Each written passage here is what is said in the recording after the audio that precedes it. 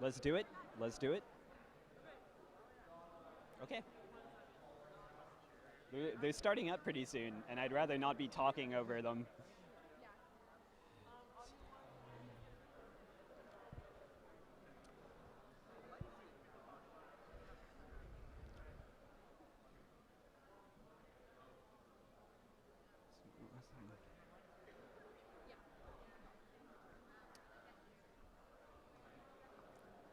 How am I looking?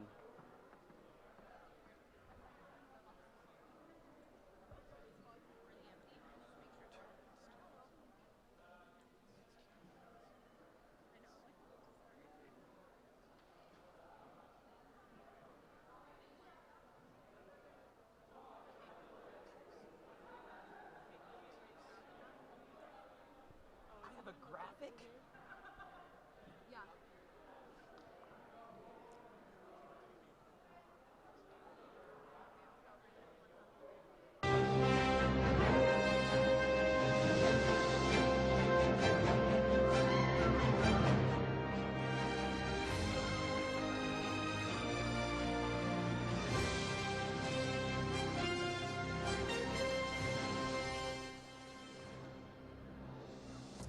Thank you for tuning in to the live broadcast brought to you by Studio Q of the 2016 AMS Executive Debate.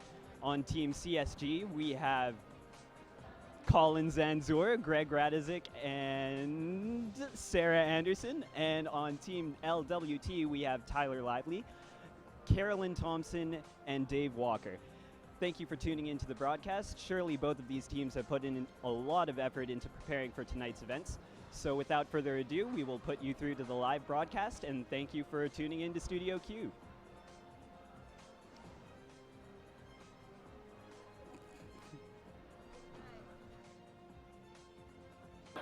What kind of... I was very off guard there. No, mine's stationary. I don't know what they want the other camera to do.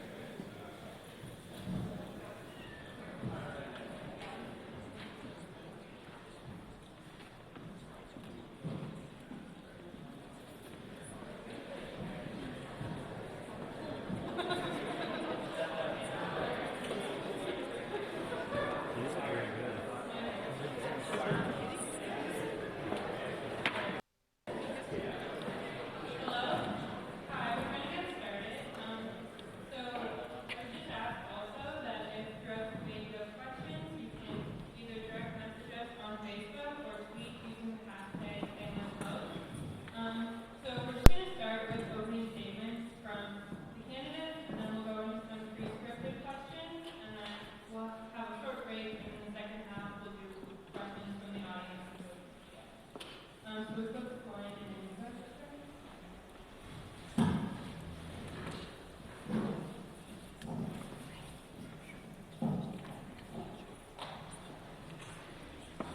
Hello everyone. It's coming through. Okay, thanks. Hello, my name is Tyler Lively, and along with my friends Dave Walker and Carolyn Thompson, we're Team LWT, running to be your next AMS executive. Before I begin, I just wanted to thank the elections team for all the work they've done in really putting together the campaign, and especially the debate here tonight. I was on the elections team last year, and I know the kind of work that goes into it. So over the past few days, we've been listening to students about what makes Queens so special, and about what we as an AMS can do to make their Queens experience even better. We've put together a platform that addresses the issues facing students today, and we've summed it up in 3 main themes. In order to make our Queens experience better, to renew the AMS and really renew the Queens experience, we need to do 3 things. We need to have focused services, determined advocacy, and better student life. For focused services, we know our AMS services are great. We've worked hard to build them up into services that really serve students.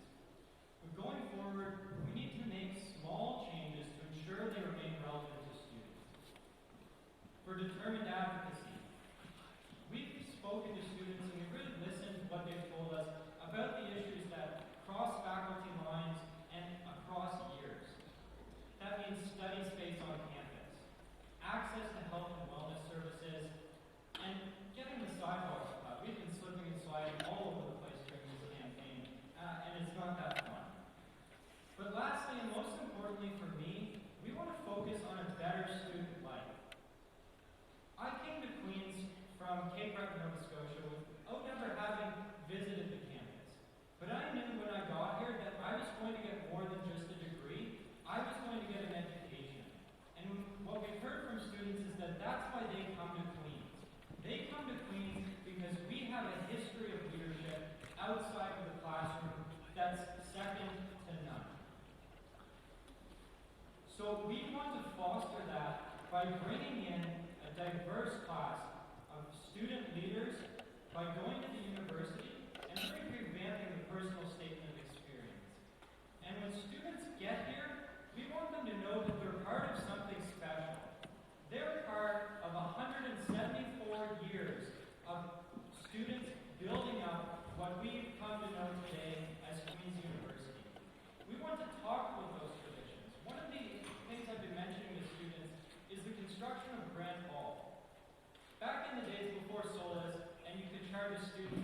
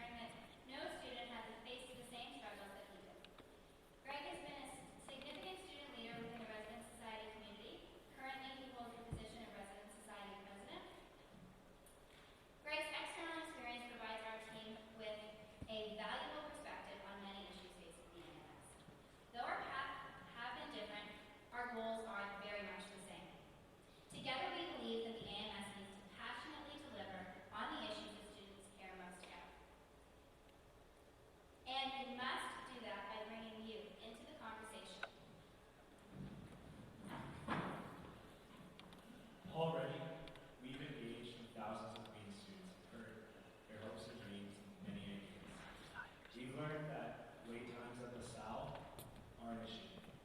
The lack of a sexual assault center on campus is deeply troubling. Clubs, a vibrant pillar of this community, need more funding. It's time to put our money where our mouth is on this issue. That is what this campaign is about. It's not about flashy talking points. It's not about a well-oiled campaign machine. This campaign is about the issues that matter most to students.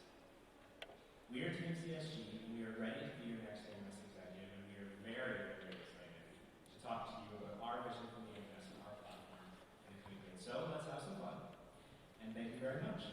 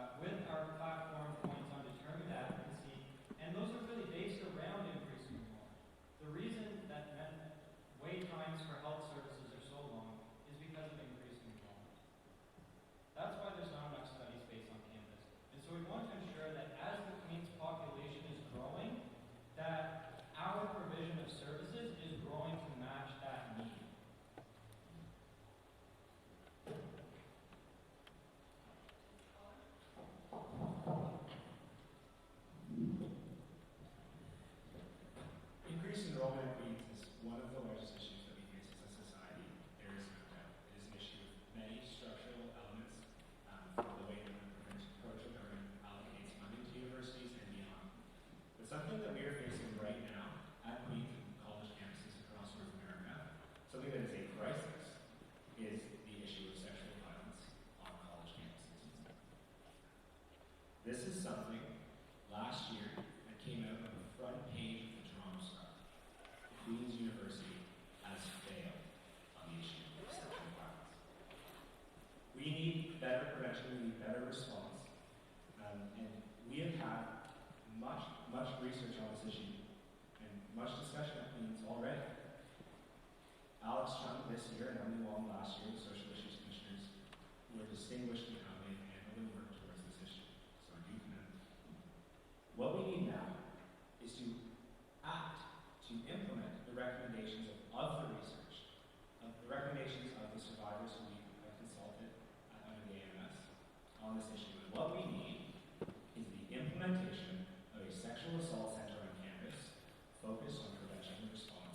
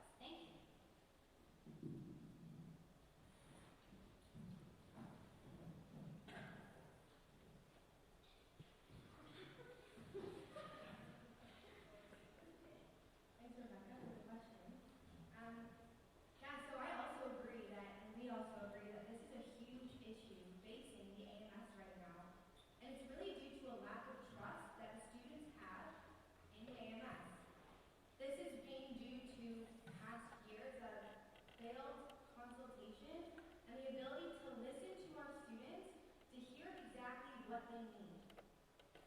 This year, we've actually taken strides in the AMS, one of them being making sure that we consult students and we go to a referendum before we implement mandatory student fees.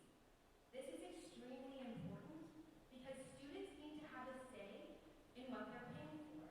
We need to continue to listen to students. We firmly believe this. We've been talking to students and they believe this as well. We need to bring them into the conversation so that they know that they're a part of this AMS too, and it's not just the students who work in the offices every day that matter in grand scheme of things. Thank you.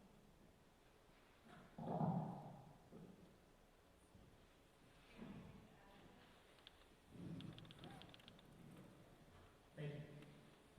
I would just like to add, I guess, some practical steps that we've outlined towards actually delivering on this goal, as Karen put, bringing you into the conversation. We deeply believe that when we say that we are trying to represent students in the AMS, that this just can't be, I have lunch, I think I spoke to my friend, and they said this. This has to be data-driven advocacy. We need to invest in strong training for our market research coordinator.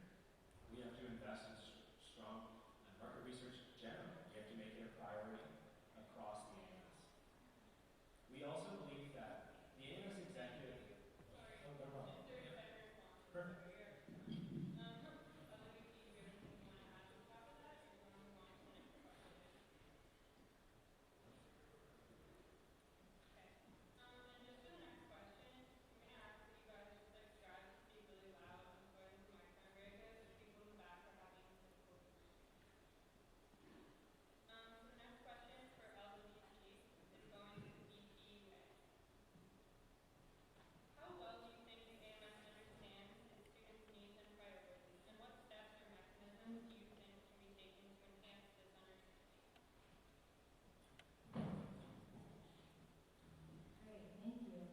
So, I think that the AMS needs to take strides to a better understanding of what students here at Leeds University need, and that starts with listening to them. We need to be going out to our clubs and saying, how can we support you? Clubs are a huge part of the AMS. They're actually probably the way in which that students interact with the AMS the most. So it starts with that. It starts consulting them, but really listening to them and making sure that we're addressing their needs and concerns.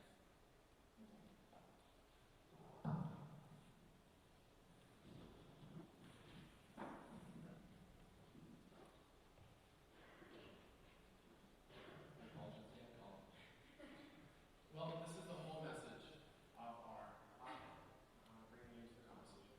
Obviously, we don't believe that the AMS currently understands students and their needs. We've haven't really taken strides. What we have done is take baby steps, and what we hope to do is take strides. Basing everything that we do off of market research, basing everything that we do off of an open door policy. When students encounter barriers, I think come to us. I currently live in residence with first years, and I'm very much so seen as that resource. When they hit a barrier, they come to me for help. And I think we should be the same for the AMS. When students hit a barrier at this university, they should be coming to the AMS executive, all the commissioners, and anyone who can be seen as a resource for help. Thank you. Okay, 30 seconds. I would agree that one of the large problems is that the AMS is seen as a very professional atmosphere, and we need to make sure that students are comfortable coming in. That starts with ensuring that faculty society presidents know that they can come and talk to your AMS executive. Ensuring that clubs and athletes know that they are also a part of this AMS and that we should be responding to exactly what they need.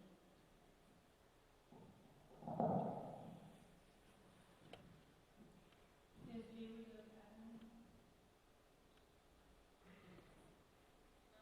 So the next question is for the VP of CSG.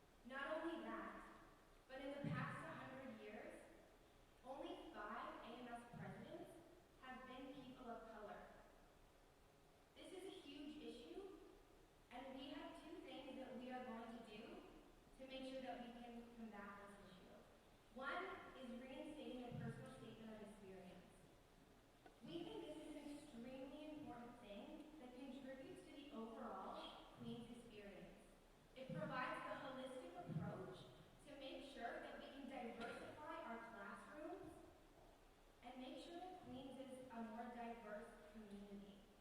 Second of all, we want to do a full equity review for our hiring to make sure that we as a team are hiring in terms of our best practices and that we are encouraging the best people of a diverse class here at Queen's University to apply for these jobs. Thank you.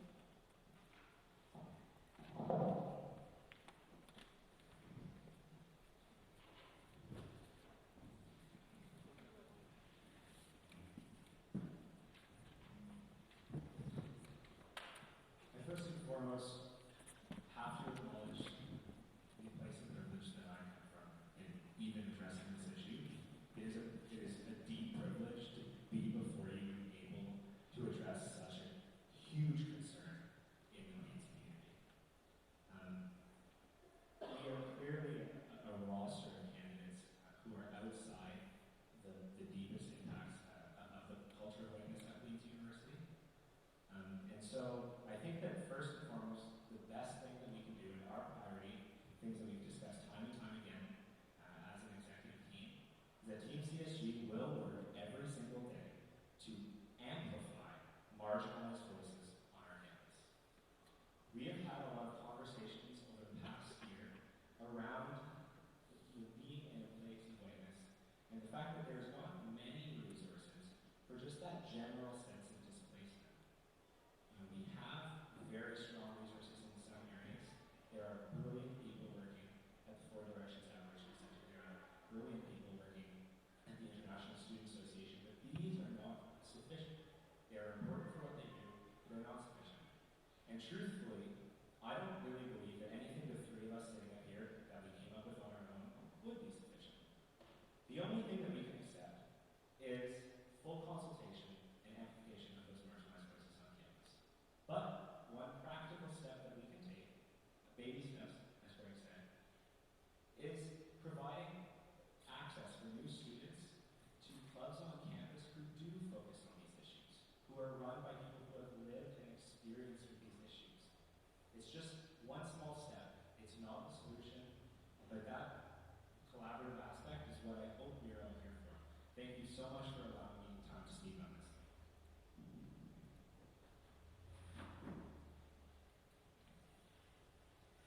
So the next question for CSG is for the VTUA. It is common knowledge that in recent years, the number of applicants received for salary government staff has been on the decline. This question is twofold. First, what do you think is the cause of this? And second, what do you think is the solution to this?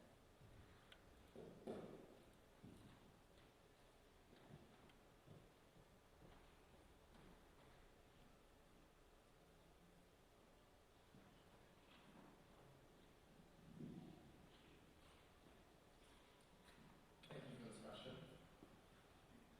So, the number of applicants has been down over the past couple of years, and I think that follows suit with the number of students who are actually engaged in the AMS and what they do.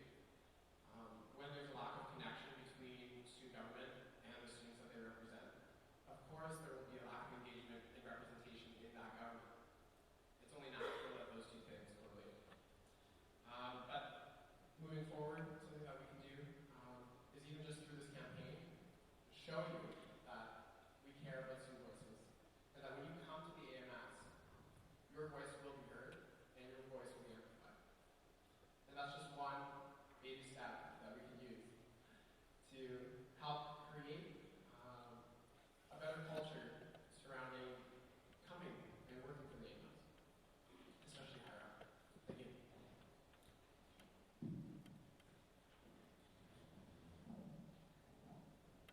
Thank you,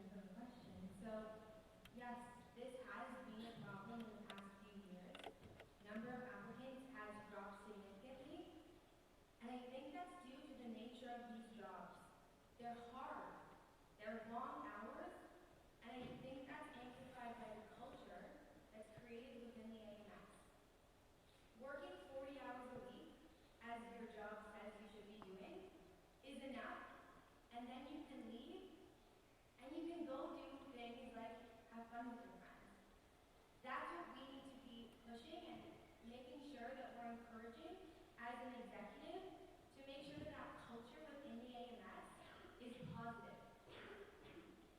Now, in terms of making sure that students are excited for these jobs and willing to come out and apply, it's doing the groundwork. It's going out and talking to these students. I actually had the opportunity today to talk to a first-year student about working in the AMS or working as a volunteer, and she said, well, can I add you on Facebook and talk to you about these opportunities? And I said, absolutely, because that's what you need to be doing. You need to be showing face, having these personal connections with the students to make sure that they know that this is not only a safe place, but it's a community, and that's what we're building here at Queens, but really within the AMS. Thank you. Geez, there's so much to say on recruitment. I don't know how I'm going to get it in 30 seconds, but I will do my best. Recruitment is one of the, if not the number one largest problem for the AMS, both on the government side and the corporate side. Our plan is to do a full revamp of the recruitment that we do in the AMS. We need to make this not a time period. We need to make this a year-round thing, one that starts at the highest level and educating people what it is like to run an AMS campaign, how you go about doing that, what needs to happen, etc., to working in the services, to working as commissioners, directors, and officers in the office. You need to have long info sessions and educate people on what it's like to work in these experiences, what skills you need, and what jobs you can receive afterwards. As well, we need to invest time and resources in our recruitment team and go to external bodies to recruit the best applicants that we can have. Thank you.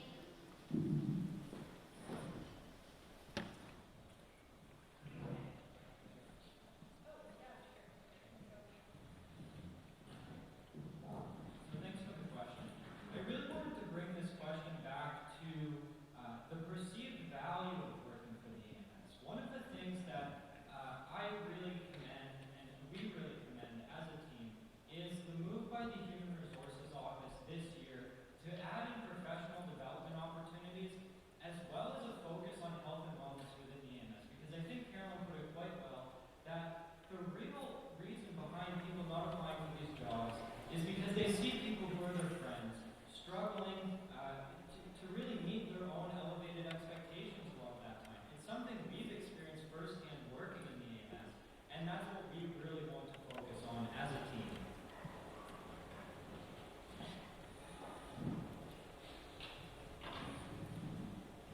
Thank you, Doug, for introducing something that I think that what was actually one of the most brought up comments in every time you engage with a student on their priorities, and that is employability. Where you work while you are trying to make the cash to pay your way through university, or where you work after you graduate, is a concern that is on the mind of every student, and not just arts and science students, but it's been on the mind of many engineers we've spoken to. Gaining a competitive edge in the job market is on the mind of many commerce students and other faculties. This is something that is very important. We're committed to doing two things in this area, well, many things, but two things I'll talk about now. One, we want to make sure that you can clearly understand what employable skills your AMS job is getting you. And two, we want to make it so that you can distinguish your degree to make you more employable after you graduate based on those experiences that maybe you got working for the AMS. Thank you.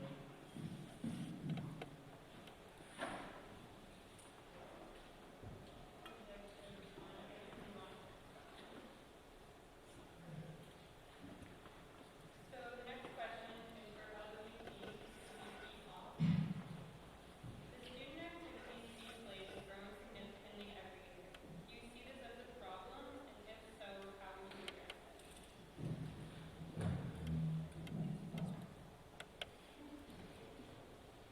Thanks for that question. I think at the very least, there's one thing that we can all agree on certain that Queens is a special place. We have a vibrant community, and by and large, that has been funded by the clubs and services that collect money from these student fees. We can commend the efforts of previous AMS executives to ensure that there are auditing processes in place to ensure that the money is being spent in the right places. These measures have been taken and they've been proven to be successful. However, as increasing enrollment grows and as student fees continue to develop and the slate becomes larger, we will have to look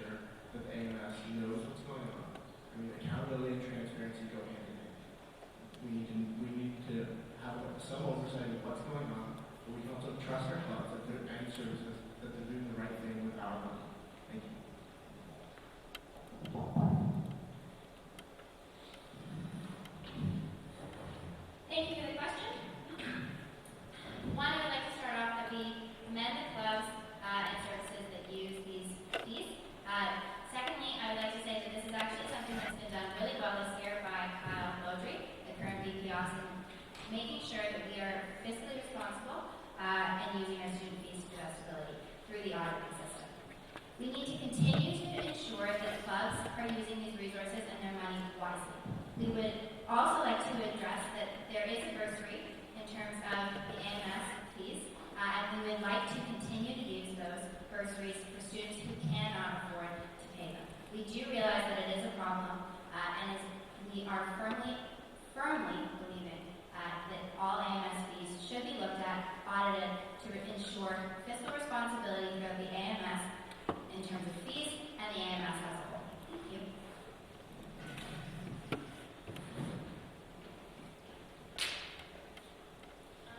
So the last question is for CSG and for the president. What do you believe was the greatest achievement or initiative of the AMS in recent years, as well as the biggest mistake or area that has been insufficiently looked at?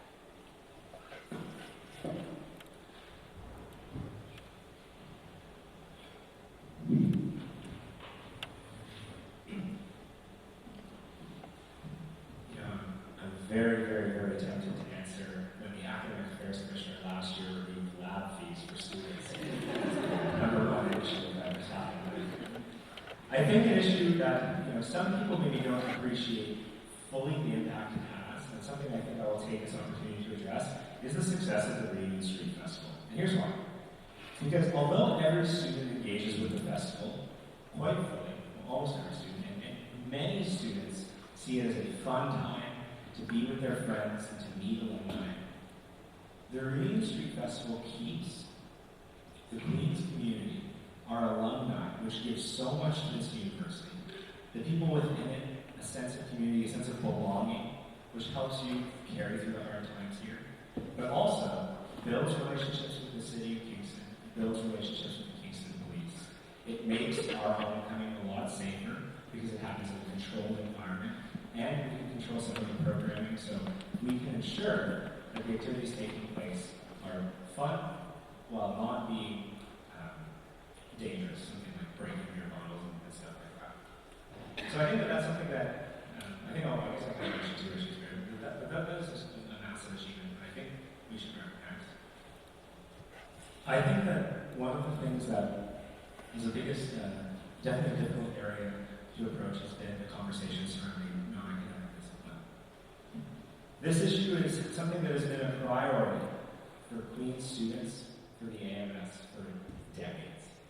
It's something that we, as a community, must realize how important it is to have a peer looking at you and interpreting your actions and making sure that is restorative. I think that those two are my answers to those questions. Thank you.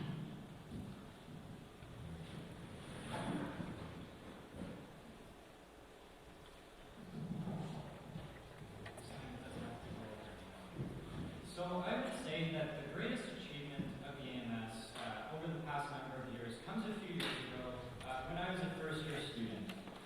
The City Council made a decision to really neglect students. And that decision was when they decided to reject the recommendation of city staff and to leave students out of the counts for electoral districts. Basically, they said that because students aren't here the entire year, they don't deserve the representation that they should have. And so what the AMS Assembly did was that we launched an appeal that later overturned that decision, and now we have the representation that we deserve. We have the number of city councilors that we have today because the AMS stood up for the rights of students to be heard within the city of Kingston.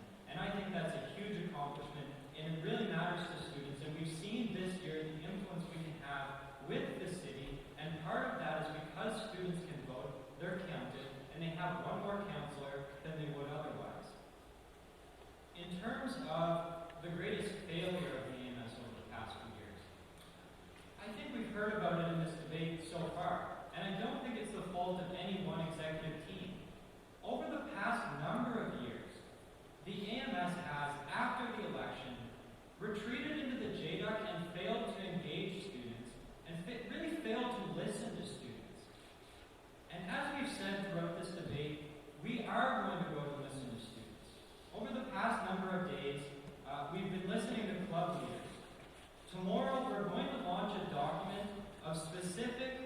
achievable promises that we're going to enact in order to improve the club's community. Earlier today, we met with athletes who played on the hockey team. We listened to them, and they told us that they feel left out of the AMS. This is the first time anyone has gone to them and listened to what they had to say. And going forward, we're going to make sure that that continues even after the election and all the way until April 30th. Thank you.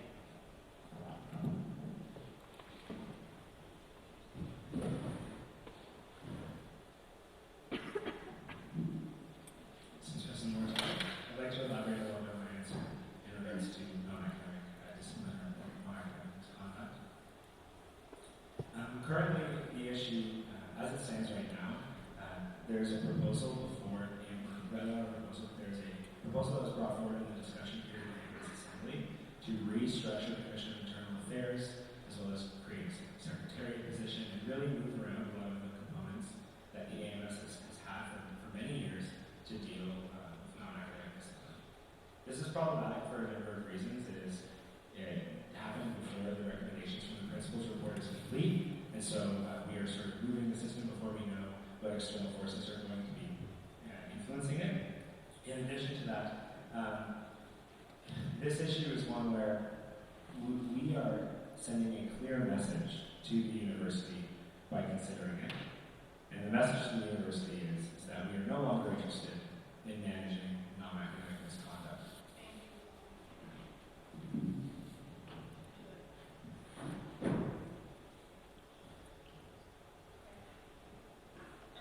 Since we kind of burned through those questions, we're going to use two from the reserve, so they'll just be addressed to the whole team, not to a specific position.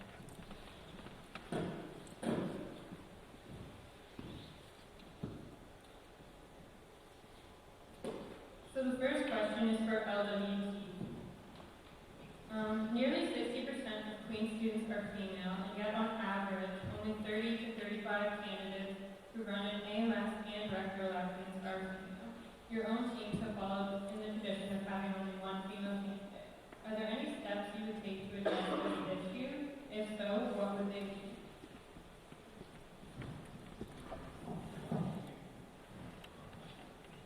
Thank you, Rebecca. I'm kind of sad this was a reserved question because I think this is something really important that should always be addressed. So, yes, one woman, this is a problem. And I was talking to someone today about why there is a lack of female leadership and candidates running for these positions. And I mean, for me personally, when I was asked to do this, to join this team, I questioned myself and I thought, well, why would I be good at this job? And I had to get reassurance from people. And I think that's what I've been hearing over and over is that women they constantly need that reassurance. And I actually heard that I was able to go to the Queen's Female Leaders in Politics Conference. And this is something that we can do to make sure that female voices and female leadership is fostered here more at Queen's University. It's these initiatives that push forward and encourage females to step forward and say, yeah, I can do this. I am the right person for this job. It's doing things like getting a mentor. That's another thing that we heard a lot about that Q-flip, as it's called, was that having a mentor and someone who's done these jobs before and can tell you, yes, you can do this, is really important.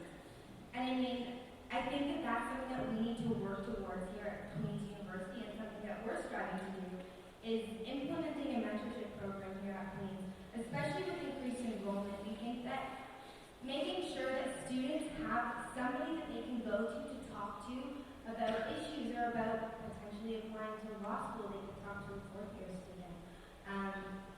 Things like this that can push forward female representation because it's really lacking.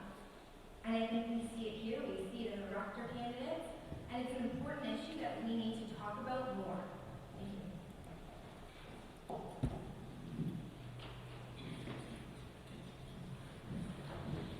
Thank you for the wonderful question. I am in agreement with Carolyn that this might not have wanted to have been in reserves. I'm very happy to have the opportunity to address this. So throughout my time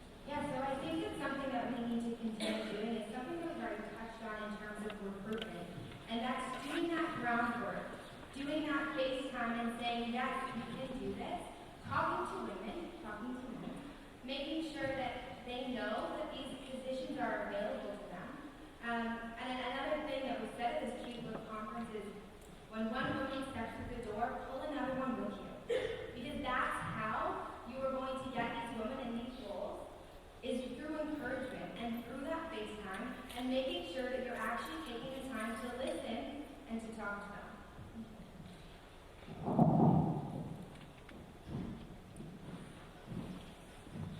I just need to find the last question.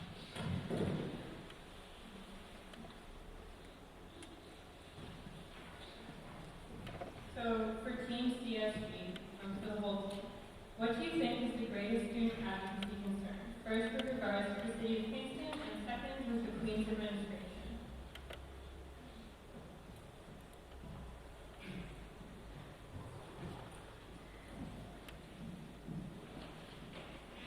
Thank you for the question. I believe, I think a great advocacy concern with regards to the city of Kingston is the safety of our streets, just in general. I think that we, not only like this notion that we should have a Queens community that where everybody can feel welcome, everybody can feel safe, needs to extend to the streets and the places that we live after we move out of residence, or for those people who never lived in residence.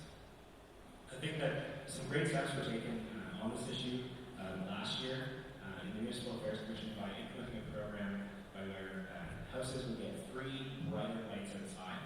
It was actually shown in other cases in other cities where this was done, the streets upon which this program is run actually got safer, the stats got better. So I think that we need to be prioritizing in partnership with the Municipal Affairs Commission issues like this with the city. Bike theft is another one in regards to people if they know that theft is happening around them. That is something else that sort of breaks your concept of home and security. Something that could solve that would be a community bike share program.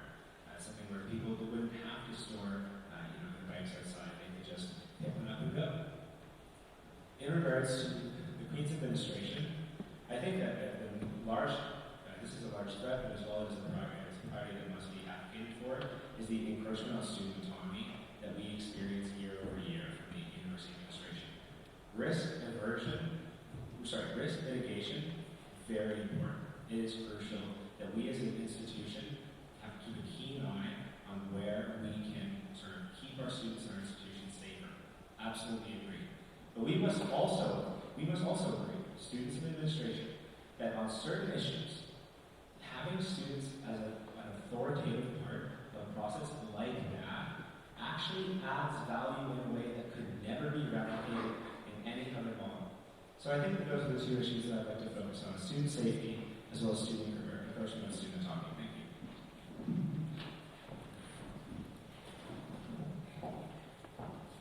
Thank you again, Rebecca, for this question. So in terms of the municipal services, the biggest issue facing our students, we would again agree that walking down the street and not having the sidewalks plowed and it being icy actually hinders you from going to class. It can be dangerous. And we need to make sure that these services are provided properly for students so that they can get to class and they can come to campus and do what they are supposed to do here. This is an issue also with increased enrollment because, yes, we're advocating more with the municipality, and we've actually created a great relationship with them over the past few years with our Municipal Affairs Commissioner. But in terms of increased enrollment, that means our university district is also going to be growing, which means that we need to continue advocating on behalf of students to make sure that our roads are cleared past just University Street, but north of Princess, so that students who are from a farther distance away can also make it to campus. In terms of the administration, something that we think is a very important issue that's not necessarily being addressed properly is student wellness services. And this goes back to increased enrollment again. The quality of student wellness services is not up to par with what students need, as well as the quantity and the number of hours that students can go to get mental health care, to go and get a checkup if they're sick. You shouldn't have to miss class in order to go and see a doctor. Again, we've made strides, or we've made baby steps, as you guys have said, to make sure that these hours are increased. Thursdays are now increased 5:30 to 7:30, but we need to open that up on the weekends and other weeknights so that students have the opportunity to go see a doctor when they're sick and not a week later. We plan to do this by implementing a feedback system, a universal feedback system on the AMS website. This is important because it can help us to collect data on the quality of our services as well as when students need these services. We can take it to the administration and say, students are having an issue with this and we need to fix it now. Thank you, Karen.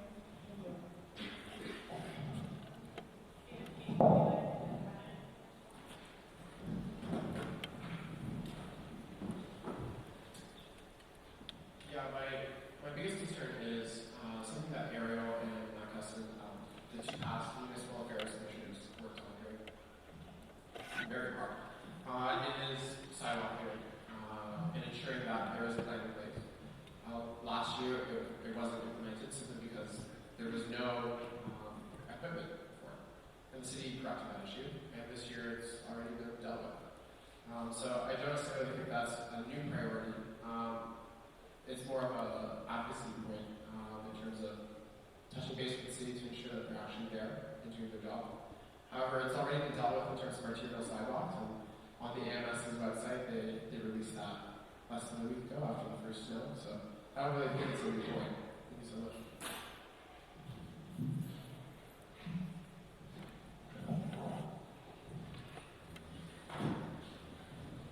Sure, so I guess first, I just want to address the last point there about the sidewalks. I mean, look, we've been walking around campaigning and running around.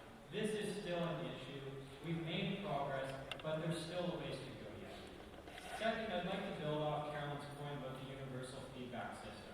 What we saw this year was that the AMS executive was able to collect data on student wellness services, bring that to the university, and affect change. We want to be able to do that on a number of issues because the university is complicated, especially a decentralized one like Queen's, and we want to be able to gather issues that students are having, whether it be with student wellness services or any other aspect of the university, and be the advocates we need to be and go to the university and solve those issues.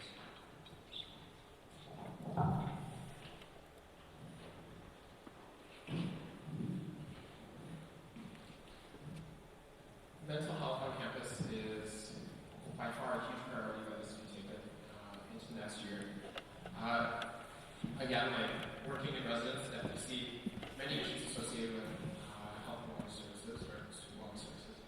And one of the big points that we're pushing for next year is incorporation of more graduate students. These are people who are working on their doctorate or PhD in terms of counseling and shortening that line, that wait time for counseling at student wellness services.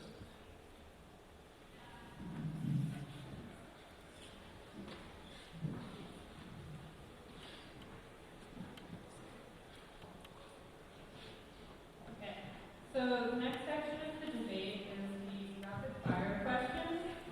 So there will be two per team, and they're directed to something specific in your guys' release platform, so there won't be any response from the team, just a question for one.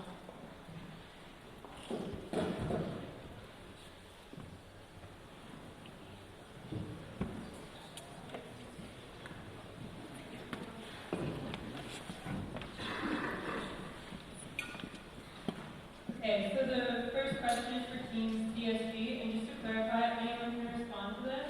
It's 2 minutes, and you can split the time among you if you want. So, in your section about diversity on campus, you said that there are some straightforward, common sense steps we can take to make campus more accepting. What are these steps? Thank you. Again, I had the pleasure of speaking on this issue earlier, and so I guess I'll just clarify on this point. One of the steps is, of course, more academic training, anti-oppression training, which is learning how to be a more inclusive workplace in the AMS, but more inclusive community in general. So just prioritizing that and not cutting it out of the program when time is tight. It's just the first constant step. Another one, like I said, is that there's an issue on campus that we have a lot of really great specific resources. I mentioned hardworking people at the Ford Directions Aboriginal Center. I mentioned hardworking people at the International Students Association. However, we can do more. And although it's not a huge solution, it is not a silver bullet. What is a small step that we can take is connecting clubs who focus on issues of diversity and cultural identity, and connecting them with new students' needs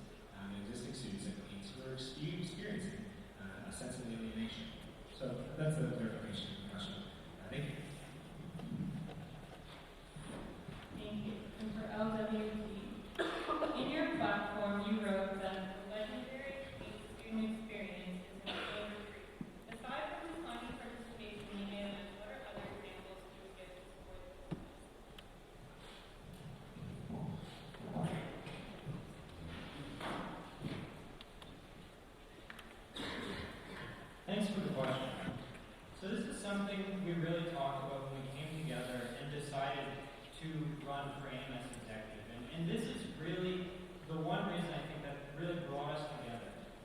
Since I was in first year, I've noticed that the club's community has been less vibrant. The events seem a bit smaller, students seem a bit less engaged. And one of the, I guess the most important thing is this year, the university made the personal statement of experience optional in all faculties except for commerce.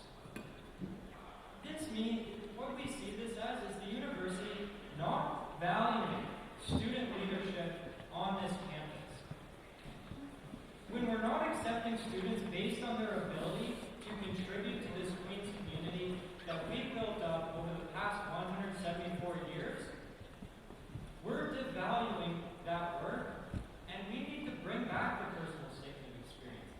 As I said before in the opening statement, it's not only a way of bringing in student leaders and ensuring that we're getting an education and not just a degree, it's a way of really looking holistically. We want to bring it back and look at it holistically and take a different approach to admissions that allows us not only to admit the most diverse student body possible, but a student body of true leaders who can really renew the Queen's experience.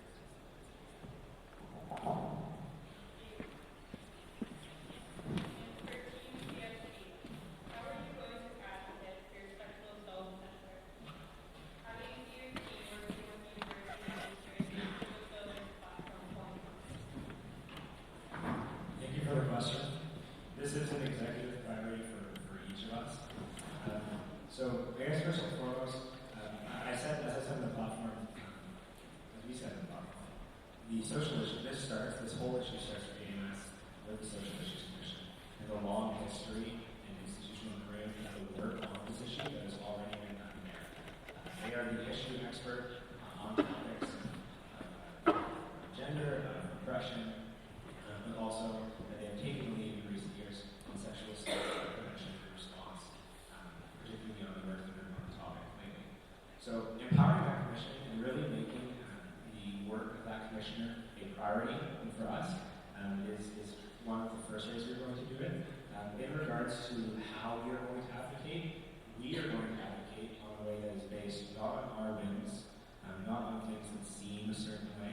We are going to advocate based on the research, we're going to advocate based on the voices of survivors. And we are going to really let that speak for itself. We are going to, in regards to the administration, this is just something that is going to have to come up in every meeting we have with the provost and vice principal's team. We are going to have to bring it up frequently. We're going to have to constantly ask where we are on the project. It's going to be something that we're going to push for nonstop until we get a commitment and we get an implementation group on a sexual assault center at the Hayes University campus. Thank you.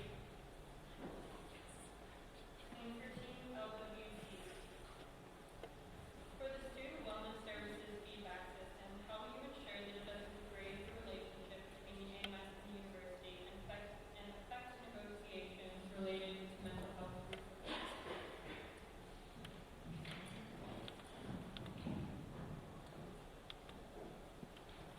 Thank you for the question. So, as Tyler mentioned before, the feedback system came because we saw the success of this current executive bringing feedback to the university and getting extended student wellness hours with LaSalle Clinic.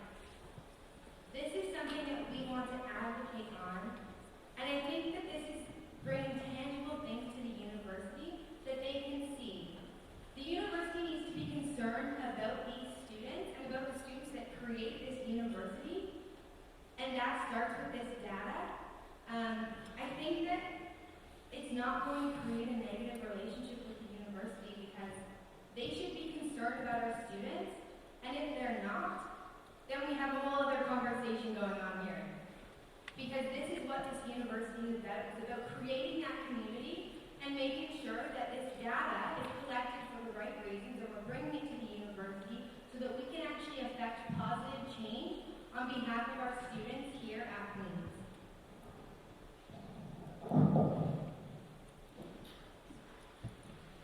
Thank you so much.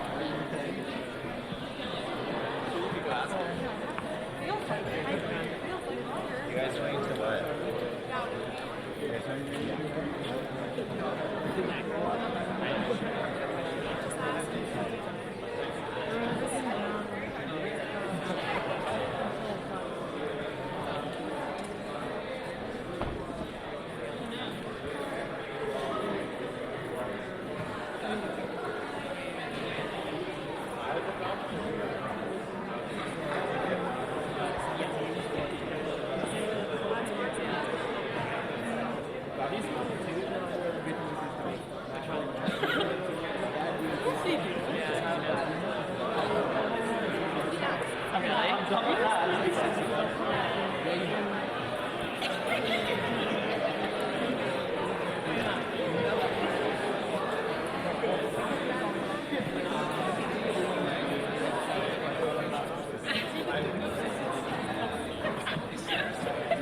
behind me too.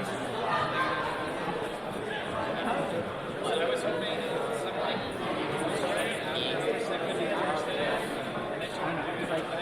some someone's like really keen to do it tonight. I was like, yeah, I can try and get the stuff. It's the beat which I thought would be like good, but I'm like not super eager to hear I'm just wondering, like, do you know you like get the house when you get to the office?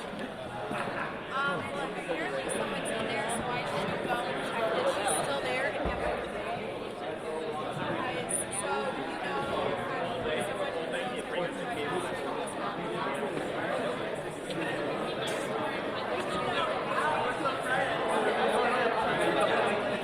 I better come back. I'm gonna go with Yeah. Press enter, right? That? You should just press enter, right? From the assembly. Yeah. Click, click, click.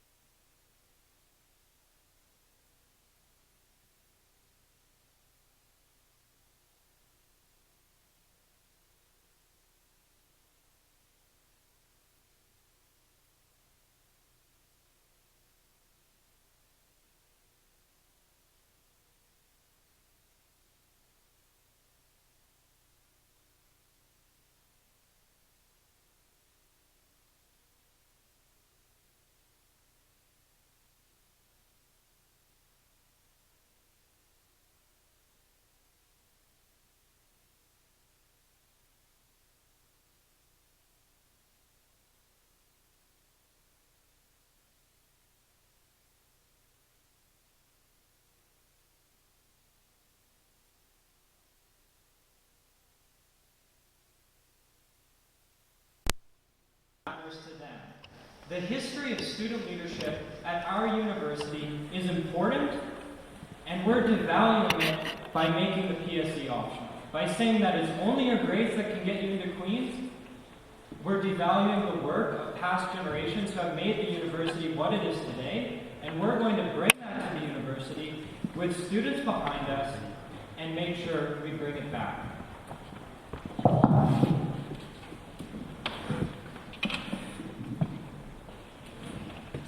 Thank you for the question. I believe the talking point that will cause the most friction with ourselves and the university is our outline to extend the drop deadline for courses. Overall, thank you, Daniel. Overall, it's hard to change the status quo at this university, but we believe that if you're taking a class and the drop deadline is approaching, you only have 5% of your mark back at that point. It's not acceptable to penalize a student for that action, when really it's the university, it's the professor that made that decision to only give you 5% of your mark back. So overall, that will cause by far the most friction with the university.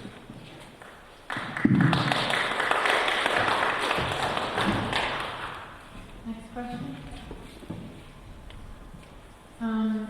So for Team CSG from Brandon Jameson, if you could scrap one idea from the other team's platform, which one would it be?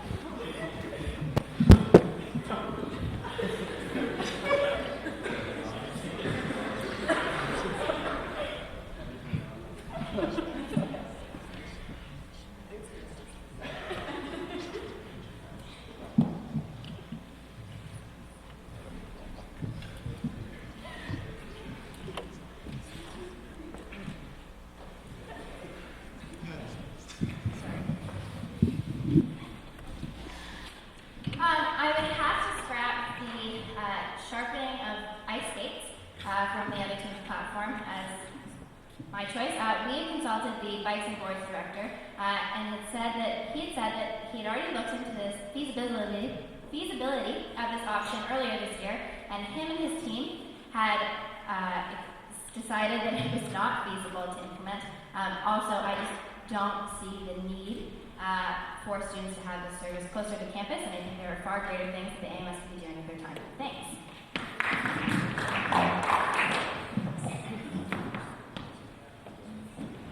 Thank you for the question. In response to that, we at the AMS and the university face both fiscal as well as spatial constraints. The idea of bringing the skate sharpener to campus, close to campus, is both a direct benefit to the students and the service, as well as maintaining that bikes and boards only operates full-time 6 months of the year due to the fact that we live in Canada. This service maintains its relevancy with students while providing some financial sustainability in the long term of the commission itself.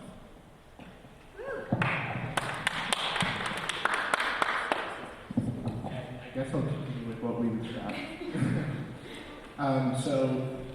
We heavily consulted the management teams of all the services, and speaking with co-growth, head manager,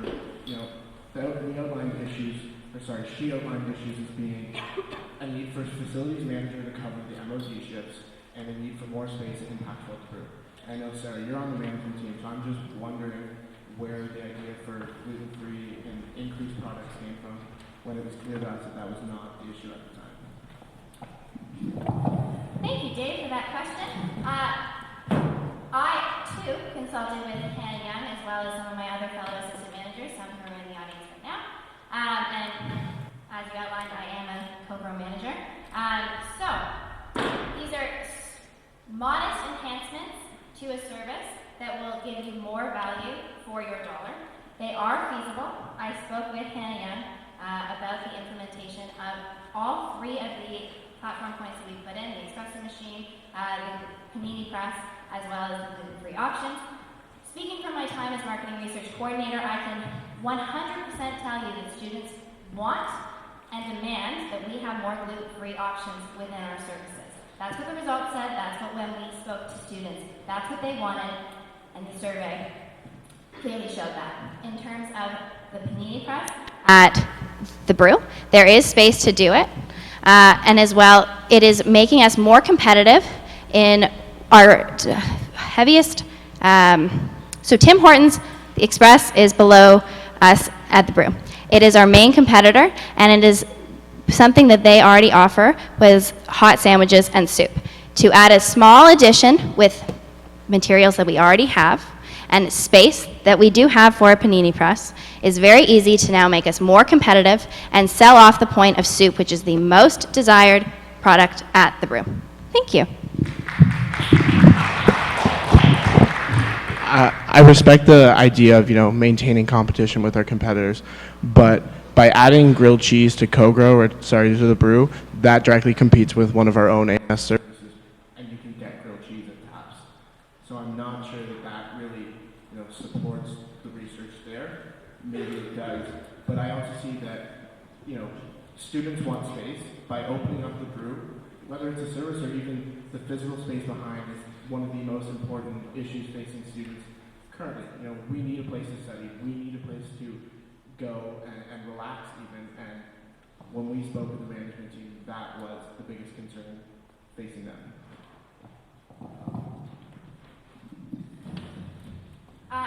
I don't know if a panini press is really going to take away a seating space from students.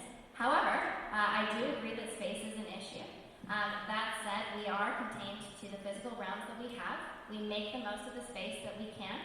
And unfortunately, though I would love to add more seating to the Brew, at the current model that we have set up the Brew, the tricolor outlet being beside us, and the student affairs office being to the other side, there is simply no room for more chairs. And in the long-term plan, if more room comes available, we will certainly advocate for more seating at the Brew, as well as in the Queen Center for Common Ground. Thank you.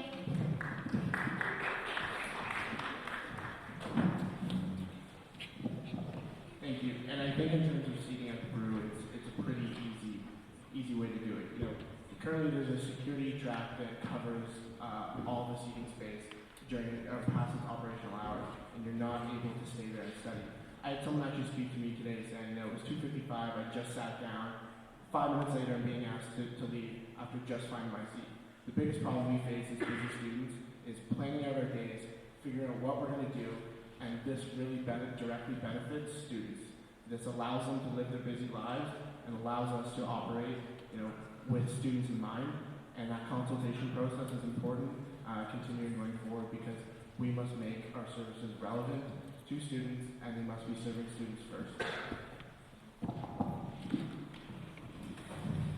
As both students have highlighted, I 100% agree that there should be more studying space for students on campus. Unfortunately, with the idea of having the Brew stay open longer for the seating options at least, I cannot see how that would be feasible, and the former VP Ops that I have spoken to would agree with me. In terms of the Brew, nobody is there to man the Brew once we close it. The gate comes around and it's locked up. If we were to leave the seating open for the remainder of the evening or until 7, even until 5, the entire Brew station with several things that we keep overnight, hundreds of dollars worth of material will be left untouched and unguarded for anyone to come in and take. And although I admire the other team for trying to come up with creative ways for more space on campus, that simply is not a feasible option. Thank you. I think they started, so this will be the last response, but we're going to move on to the next question, unless you want to now. Okay. Just to clarify what we mean with the seating at the Brew, I think it's pretty easy to bring in a team and reroute that track to ensure that the Brew maintains its safety and security while opening up study space for students in the JDUC. So the next question is for LGBT.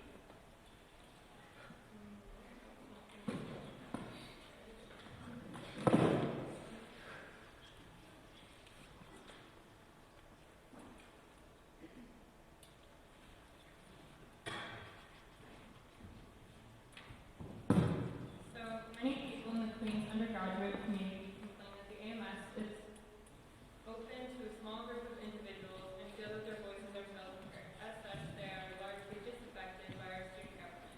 How do you propose to involve as many students as possible in the function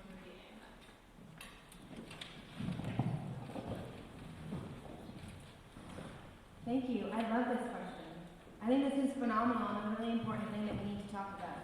Something that we have done as a team is we have been listening to clubs, setting up meetings with clubs to make sure that we are making the correct documents and taking the correct steps so that their voices are being heard, and the AMS has the correct support systems in place to make sure that they can function day to day and they're happy coming in and talking to us. I think one of the things that is truly a barrier for students working and coming into the AMS is that it's just not really an open environment. And we need to change that. That starts again with what we've been talking about, that on the ground work. You can go into the ARC any given day and there will be clubs, there will be bake sales, there will be conferences. Simply taking your lunch, taking 20 minutes out of your day and going to talk to these students and listen to them, hear what they have to say about what the AMS is doing for them, what they're doing in the ARC right now. That goes a long way for clubs, and I think that's the first step to ensuring that students feel comfortable applying for these positions and making sure that they actually feel involved with the AMS, and I think that would go a long way to make sure that students feel like this is actually a community, because I think that's lacking right now. Woo!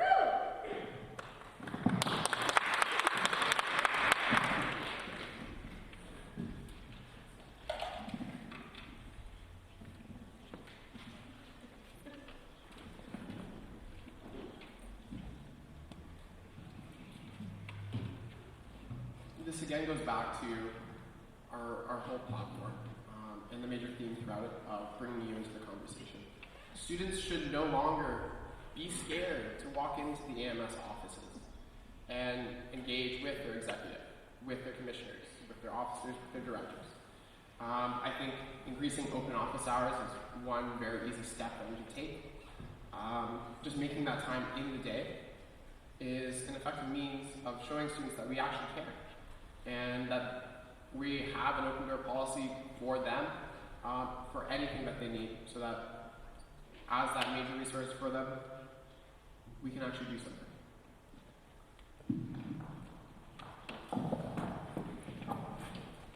So another thing that we were able to do as a team was we consulted all of these faculty society presidents, heads, and one thing that we talked about with them was setting up bi-weekly meetings with the AMS executive, whether or not they're needed. If perhaps one bi-weekly meeting they're not, that's fine, but having that meeting in place so that if there's something that the AMS can do to support these faculty societies, we're there to do it for them. The thing about faculty societies and what makes them so unique is that they have a direct connection to these specific students. And one of the problems with the AMS is that it's so overarching and there's so many students within it that we need to take advantage of these faculty societies and support them so that they know that we have this open door policy, but we also have these meetings so that they can actually come in and we can discuss issues, and we're working together collaboratively as student leaders to affect positive change and to hopefully get rid of this idea that the AMS is a negative place, and we can work on that together.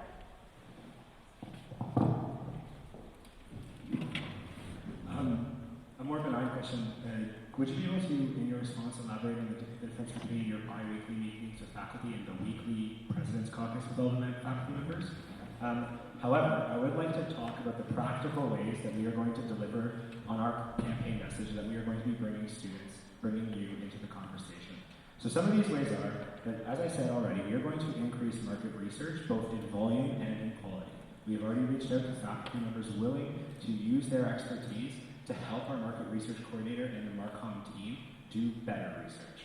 In addition to that, we want to expand the operations of the current recruitment committee and the human resources office to put recruitment into a more than just a period by period thing. We want it to be an ongoing process.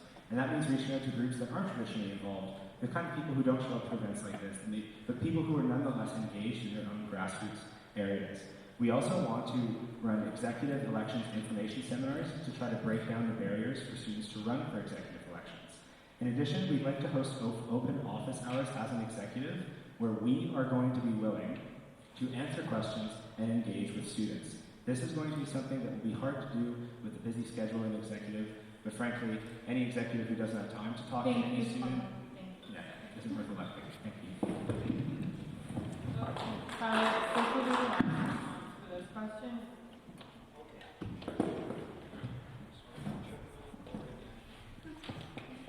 So first, I wanted to address Colin's question. So the big difference is that when we were talking to faculty societies, one of the things they said is that President's Caucus is too focused on the AMS's issues and not enough on what affects them as a faculty society. We want to set up these meetings at the beginning of the term before everyone's schedules fill up and to have them there as a time slot where we can discuss with faculty society presidents one-on-one how the AMS can support the initiatives that matter to them, whether that be taking it to the university, organizing events or conferences, whatever they need. And they've said this is something they'd appreciate. It's different from President's Caucus. And more importantly, we want to talk about really putting the onus back on the AMS to engage with students. One of the things we've noticed is that past AMS executives have, cynically rammed fees through AGMs. They've really absolved themselves of the responsibility to go out and talk to students on a daily basis, to engage them in conversations, and not just on the issues that matter to us. So we're moving on to the next question.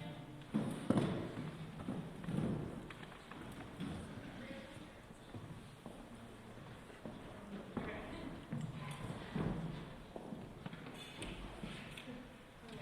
so the question goes to PSG from Adam Brodsky. Grading in different departments and faculties varies significantly. Oftentimes, students will graduate with the same degree, but one will have a much higher likelihood of receiving an A. Do you believe this is a problem, and if so, how would you address it? Thank you so much for the question, Adam. I have very fond memories of working on the grading distribution report and having conversations with you about it in the past, so I'm very happy to take it now. I think, I've written on this in the past, this is an interesting phenomenon throughout arts and science, and to be honest, I don't believe that we have the research right now to completely explain why this phenomenon occurs. What's being described is that in some courses, I believe classics is a good example, students get A's and A pluses at a vastly different rate than certain other programs. And there are these weird little quirks for each department. For example, it's very rare for a politics student to get an A plus or an A, but it's way more popular for them to get a B. And whereas computing students often get lower marks and a much higher number, but then at the high end of the spectrum on the A's, there really isn't anybody in the middle. There's lots of the top and lots of the bottom. So this is an issue that worries me for one particular reason, and it is because what if we are an institution where students are picking a degree to craft, a final mark maybe for grad school or something like that, instead of picking the courses they love? This is actually an academic advocacy issue for the Arts and Science Undergraduate Society in particular, and we'd love to work with them and support them on finding some of that research, but I think faculty autonomy does need to be respected, and certainly this is something that we want to play a supporting role on. Thank you.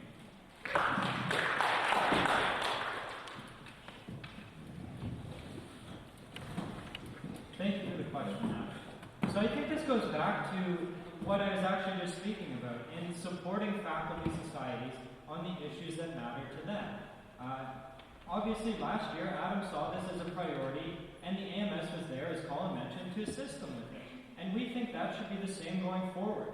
Over the course of this year, the previous Academic Affairs Commissioner was able to help ASIS bring in a personal interest credit or work towards the proposal for a personal interest credit that's now working its way through the faculty, and that's going to allow students greater choice in terms of what courses they can take, because they're not going to have to worry about their GPA being affected by taking those personal interest courses. So we really want to support individual faculty societies and make sure we're not encroaching on their autonomy. So if these issues matter to them, then they matter to us.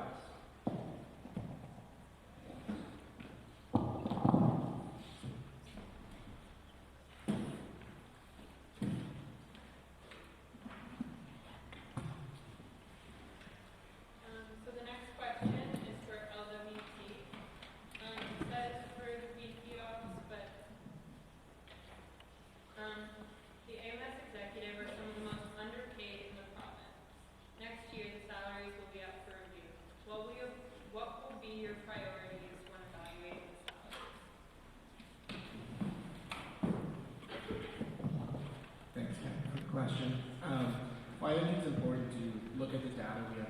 look at the position. For those of us who are involved in AMS, we just submitted a job description and position review, and I think those need to be taken very carefully into consideration. You need to speak with the people that are currently holding those positions, because I too know how people feel about, you're overworked, you're overtired, you spend a lot of time in the office. I get that. So I think we really need to, reevaluate, relook, and refocus what we're asking of our employees, and really, check the facts, check the data, and see how many hours they're working, and see what kind of jobs they're doing, and what kind of risks and priorities are involved, and integrate that into reevaluating the grading system, the paying system.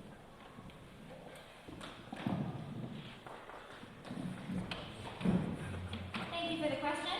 In terms of the salary grid, I think that it is one of the issues that affects AMS recruitment. And although I firmly believe that a lot of student governments across Canada are grossly overpaid, I would have to say that when this comes up next year, and if CSG were to win, what we would do is make sure that we are being market competitive. So we don't want to pay salaries out of student dollars that are grossly overestimated, but we do want to remain competitive in the market, and that's how we get the best students into these jobs, which is a benefit directly to students. Because the better students that are in commission positions, officer positions, management positions across the board students are going to see direct correlation from how good the students are in those positions and what they are getting out of the AMS. And again, this goes back to getting more value for your dollar. Thank you.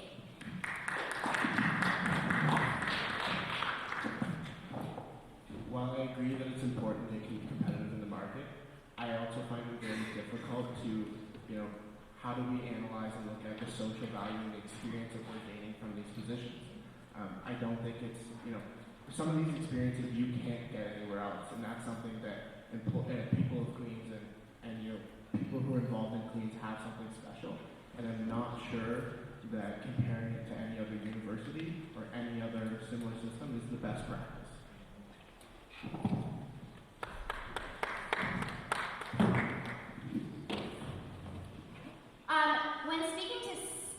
When speaking to many students here at Queens, both whether they be fellow AMS peers, whether they be presidents and vice presidents of faculty societies, or whether they be students at large, a lot of the things that we've been hearing is that AMS jobs aren't accessible.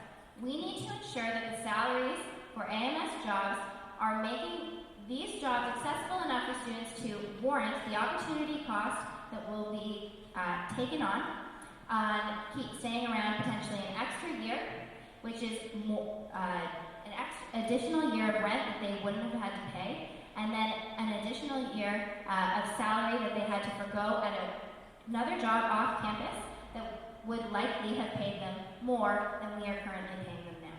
These are some of the things that we really need to take a critical look at when evaluating the AMS salary grid and ensure, again, that we are being market competitive and that we are making these jobs accessible to all students who want to fulfill them. Thank you.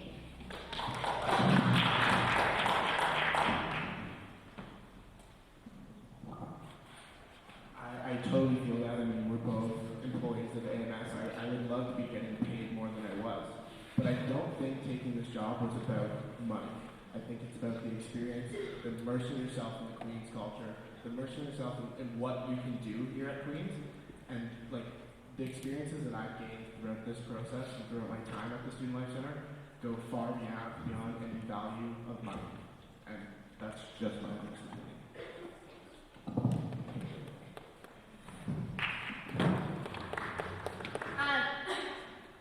As Dave mentioned, we are both AMS salaried employees, and I have the great privilege of being able to take a job in the AMS, not having to worry about my salary, not having to worry about the rent that I pay, and I am in a significant point of privilege. Some students on this campus, a great majority of students on this campus, are not as privileged in this area as I, and cannot make those benefits and cost analysis that I have that determine that I can take a year off, I can stay another year on campus because I can afford to do so. Some students really do need a higher salary in order for them to be able to for these positions to be easily accessible to them and to make that opportunity cost worthwhile for entering into the AMS salary market. Thank you.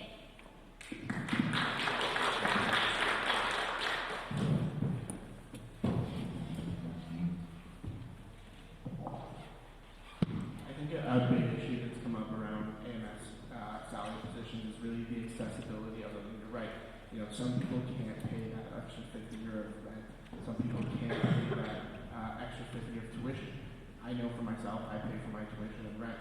You know, but I do value this experience. I think it's important that we move forward and we make these positions accessible to people beyond, you know, the politics and the economics departments, because that's really what it is. I have a friend who's in engineering who spent all winter, you know, he said, I want to be involved in AMS, but I really don't think my program allows me to.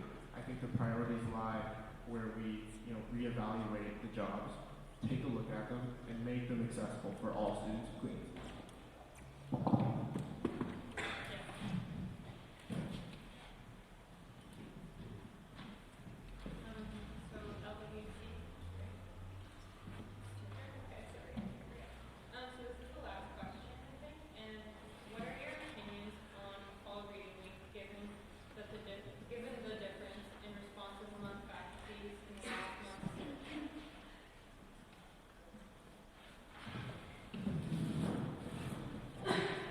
Thank you. This is a great question and something I've had the chance to work on in the role of Academic Affairs Commissioner this year.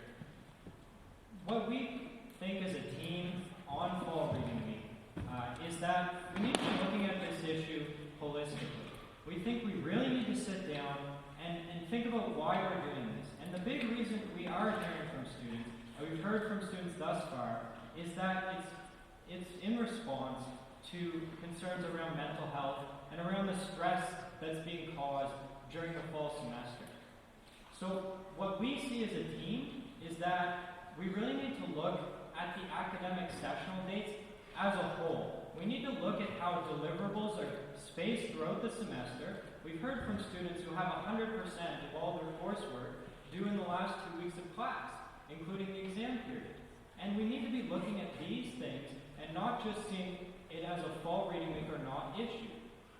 We really see the value in things like orientation week and in those pre-exam study days that we can't lose for a fall reading week that may not be the response to the issue.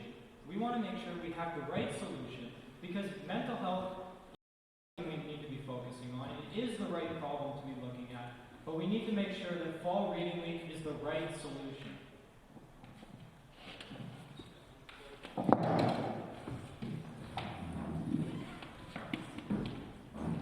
So many students would love a break, and we believe that a fall reading break can be a good idea and one that should be looked into and implemented at Queen's. However, what we do not believe is a good idea is cutting short the orientation week days that provide vital training to students, vital information on the services here, but perhaps most importantly is that sense of community that a lot of people talk about, and it's about more, I want to be clear, it's about more than Queen's spirit when we say it's vital that we maintain Queen's sense of community. When you go to a new school from high school, it is a jarring experience. It is one that creates an incredible deal of mental stress upon our students, and one that is actually the root of many other problems. Queen's does a great job of an orientation week that makes you feel at home, and I think that's something that both teams can agree on. This is something, this orientation week, something we're not willing to sacrifice. Nor, if we are supposed to be reducing stress from a lot of workload during the year, is cutting down the days before exams. It is counterintuitive. It is doing the opposite of what we were trying to do. So on those 2 points, we will not support a fall reading week unless it keeps a strong orientation week and unless it keeps a strong pre-exam study period.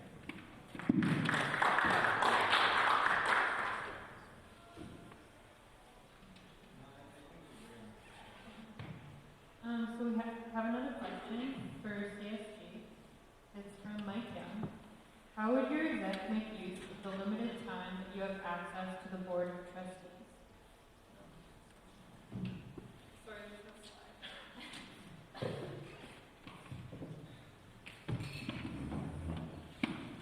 So the Board of Trustees is concerned with the risk of the university's perception, its fiduciary health, and how we as an institution are doing, how we are going to be doing in the future.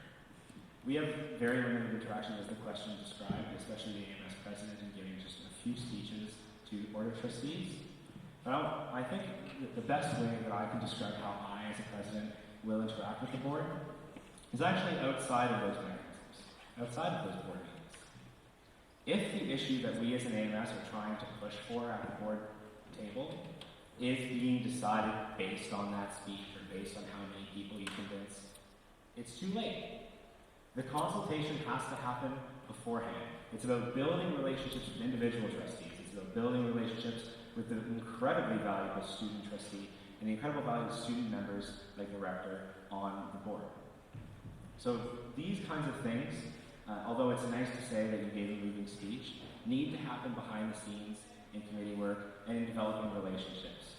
That is how I, as a president, would approach representing the AMS to the board.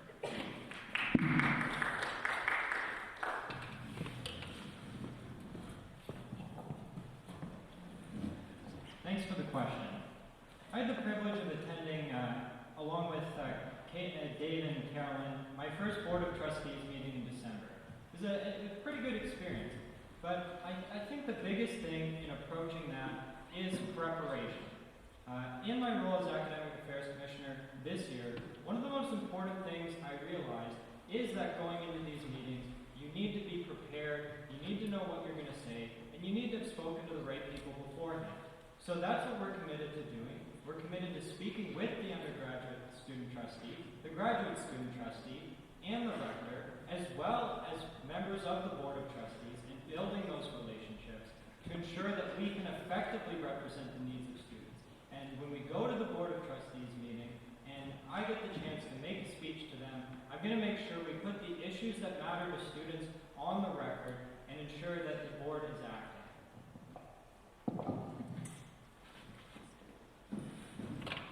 So I actually want to take this opportunity to discuss another important matter that I have worked in the past and supported when I was the Academic Affairs Commissioner. Alison Williams is president on representing to the board, and something that I would love to have conversations about in the future. And that is the issue of teaching and learning at this university versus the focus on research. We at Queen's claim to be the quintessentially balanced institution between teaching and research.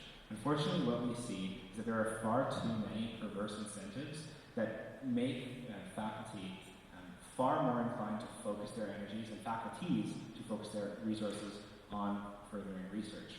While the time and the commitment required to be a professor builds up, we find that students are suffering in their classrooms. This is actually something that the board can take on as a priority. The Board of Trustees can help set the priorities for the university and hold the administration accountable that we are keeping true to our word, that we are really balanced and not just saying so for the public.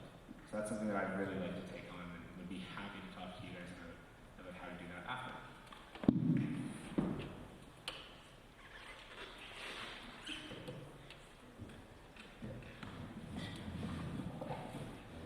Definitely, and as AMS president, you do have a lot of access to the members of the Board of Trustees, whether it be through the student representatives who are sitting there, or whether it be through meeting with them one-on-one. And yeah, that's one of the big issues that's come up, is whether or not we want to drive forward research or whether we want to drive forward teaching and learning. And they do pull at each other at times. We want to make sure that the research that's being done is being used in the classroom to inform teaching. Research-informed teaching is a word the university likes to throw around. We want to make sure that they're actually putting it into action. And something the Board of Trustees can certainly take action on is making sure that that is something we're doing. And there's no better way to do it, actually. One of the big things that has been a topic of conversation is teaching-focused faculty. How can we ensure that the board, when we're setting the direction with all of the long-term long-term strategic plans that are coming up, that we include teaching-focused faculty as a priority, especially considering the fact that it's still included after the last collective bargaining agreement.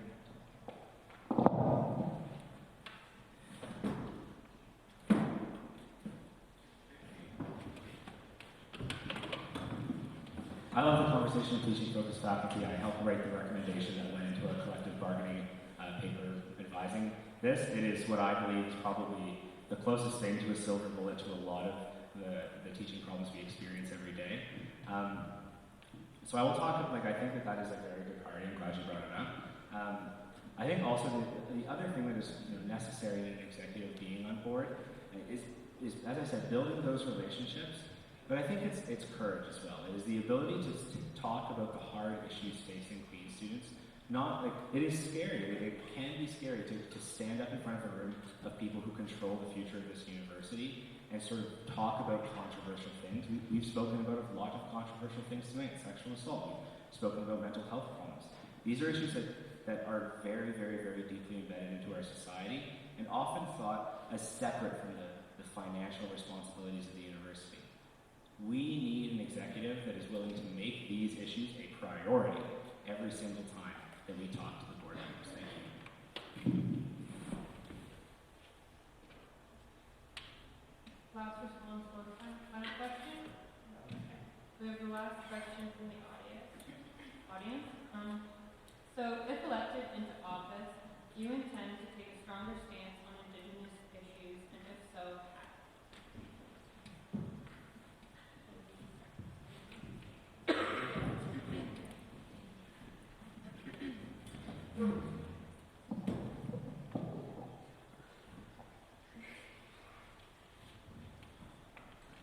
Thank you for this question. Another amazing question that I'm really glad that we're able to talk about tonight.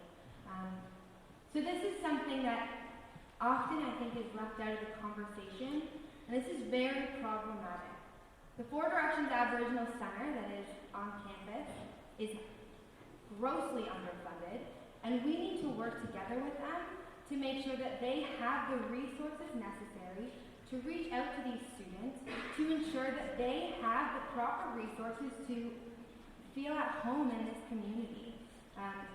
This is very important, and working with different student groups, working with the Four Directions Aboriginal Center, those are two things that we can do.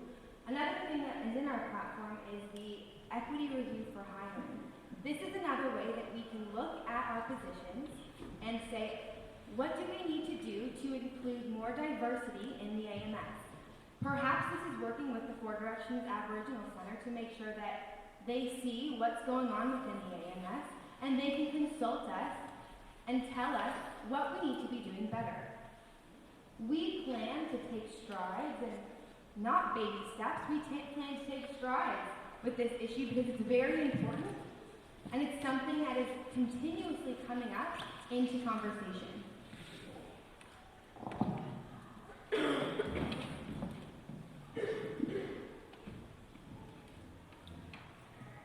First and foremost, I think it's very important for me to recognize my privilege. It's hard for someone who does not come from this community to speak about how we can improve accessibility of our resources within the AMS to that community.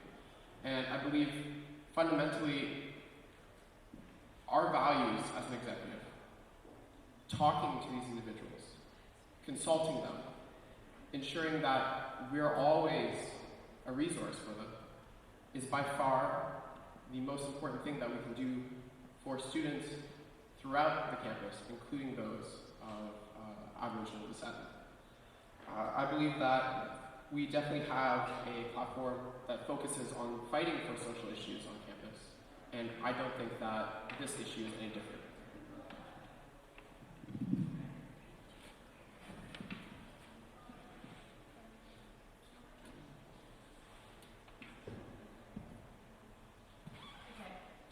So we're going to move on to closing statements. Each team will have 2 minutes. LWT will go first, and then CSG, and you can divide it among yourselves. Anyway.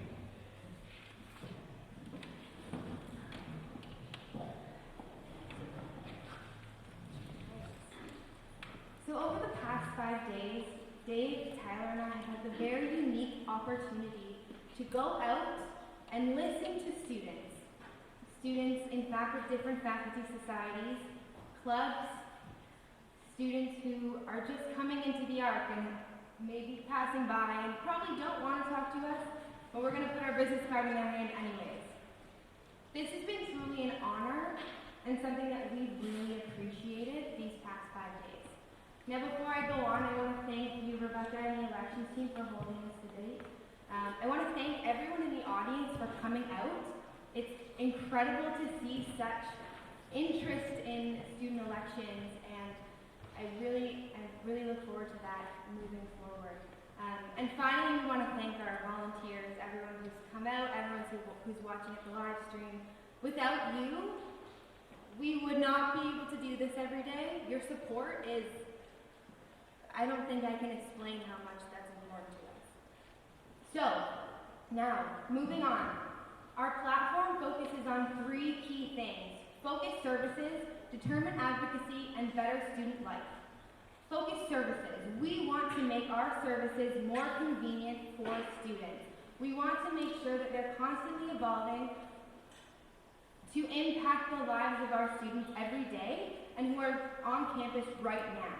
Determined advocacy. We are determined to make sure that we are advocating to the university and to the municipality on issues that affect students. These issues that you are bringing forward to us and that are important to you. Better student life. We want to foster this student life that we have here at Queen's, this community, this culture that we've created through tradition.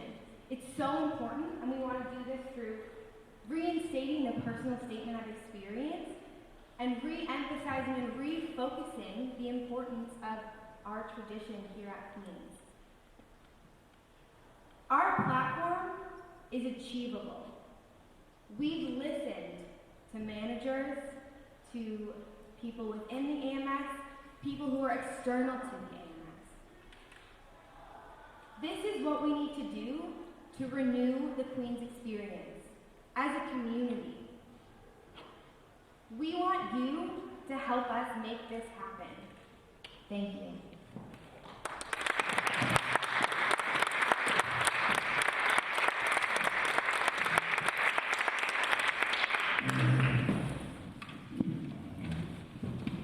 First and foremost, I want to thank the Elections Committee, Rebecca, and the other team for being here tonight, as well to the audience.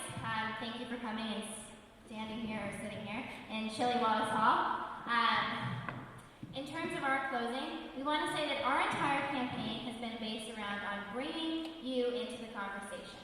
We fundamentally believe that this needs to happen within the AMS.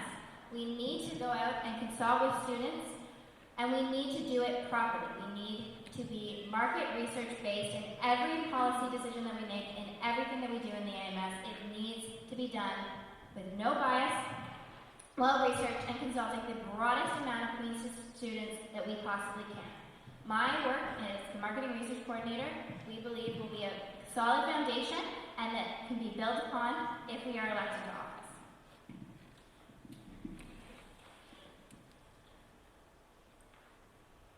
When I was asked to join this team, I thought, what do I have to offer? I delved deeper into these things, and I realized I come from a community based on conversations, based on resources, based on support within residents. And I'm not a politics student, right? Things that get me excited are things like improving mental health at this university, implementing a sexual assault resource center at this university, not dealing with anything but the issues. And going forward, I think that's what we achieved within our platform, and I think that's something that we're all very proud of. We see a variety of threats to this university, but we believe now is the right time to stand up to them. We have a plan. We have outlined very comprehensively the many different areas in student life. When you take office as AMS Executive, you can't stand on vague ideas. You must stand on a plan, on consultation, and on specific implementations very clearly. Like, we must move forward with a platform that is touching each student in a way that affects them. I said in the beginning that these are the issues. These are the issues that we are concerned about. Social issues. We are concerned about consulting with students. We are concerned about opening the AMS up. This campaign is about the issues that matter most to students. We are here because we believe and we see every single day Queen's students creating a vibrant community. From conferences to the new clubs being created, to the festival, to everything that we do here, this community, this student experience is being crafted by you every day to be something amazing. We think that the Queen's student experience is very far from being in full retreat. We stand as an executive who is going to speak to you, and always, in everything we do, and every decision we make, to be bringing you into the conversation. Thank you.